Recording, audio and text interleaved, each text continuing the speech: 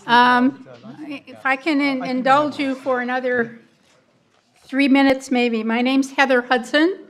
I'm a CITI fellow and longtime friend of the Institute, and was fascinated to learn more about the observatory. And I want to wish you good afternoon at the end of a very long and fascinating day. My background is in extending connectivity in developing regions, both the far north and developing countries, so I was really listening and learning more about opportunities for the unbanked and challenges. But I want to come back, first of all, to those of you who were here at the beginning, several cups of coffee ago, might remember that Ellie started mentioning the telegraph. And the telegraph is very relevant because it helped to solve real problems in northern Canada and in Alaska. The problems were initially from the railroads who needed help with logistics, but eventually others used them dramatically for business and personal reasons, and they solved problems. That's just one little point of history. Another to remind you, if you don't know, if you didn't remember, that this is the 150th anniversary of Alaska being bought from Russians, and Canada's 150th anniversary as well. So there's some context here.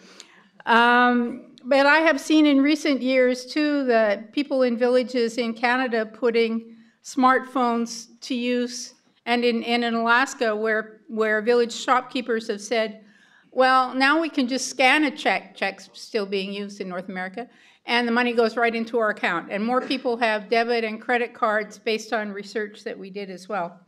But coming to today, I think that we heard many examples about how digital finance and digital funds transfer can be used to solve real problems. We heard about depositing and transferring funds for remittances. We heard about farmers who can get market information and actually do financial transactions with markets, and residents that can accomplish tasks. We heard less maybe about some small businesses and small nonprofits. We certainly heard from many of the stakeholders, both the business side and from regulators and policymakers.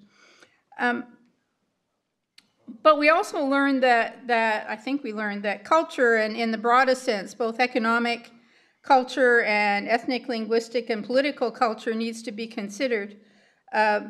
Otherwise, we heard from several people that although there's trillions of potential impact on GDP and business globally, if digital funds transfer reaches the unbanked and those with phones more and more, smartphones, some people haven't adopted it much, and we heard about several reasons for this. But I think that's an important lesson, and it's one we keep relearning with each new technology.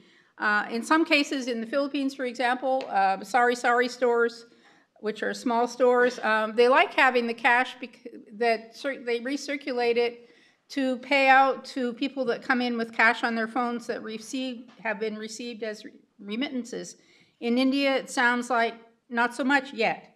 In some countries, cash is perceived as an advantage. I was sitting here thinking about, well, cash isn't traceable. We know that. For paying taxes, we're in New York. The mafia figured this out long ago. But then we heard from the FBI that gangs have also figured out how to use electronic funds transfer and technologies as well. We also heard from regulators and policymakers who are not only learning. I learned about a new certification today from one of our speakers had that I didn't even know existed. I also learned that many of these institutions formally are embracing innovations as part of what they do within the federal government and regulatory agencies.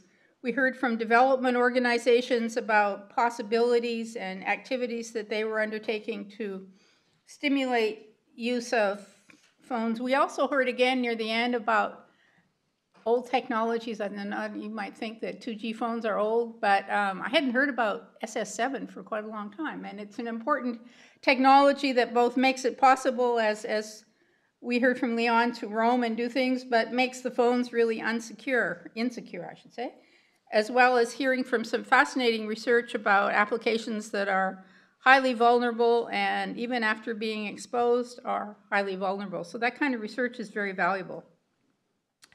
I think that what we need to think about is what problems are these technologies trying to solve? And in some cases, it's quite obvious.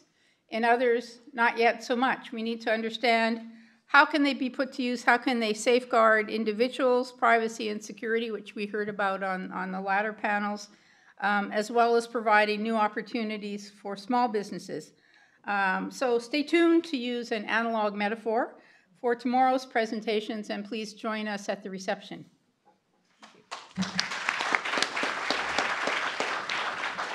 Yeah, you're in a good space, man. Thank you very much, Professor Heather Hudson, for this great summary, and thank you, audience. Leon, Dr. Perlman is going to talk about tomorrow, but meanwhile, thank you very much, speakers, audience, for a great and informative day. Okay, very quickly, folks, thanks very much to our moderators and speakers. It's been a blockbuster day. I think the fact that you're all here and didn't bail for the DC Destiny downstairs to watch on the screens is testimony to a great event. Tomorrow we're in Faculty House, which is down the road. If you're coming, there will be a different badge, so you can't use the same badge as today. Again, thank you very much and enjoy the happy hour. And to Heather, thanks for a comprehensive summary. I wonder if anybody heard that, but still. Yeah, tomorrow I'm on again because Leon's asked me to. The reception is right where you had coffee and tea and lunch. Sorry? Oh, yeah, good. I'm glad.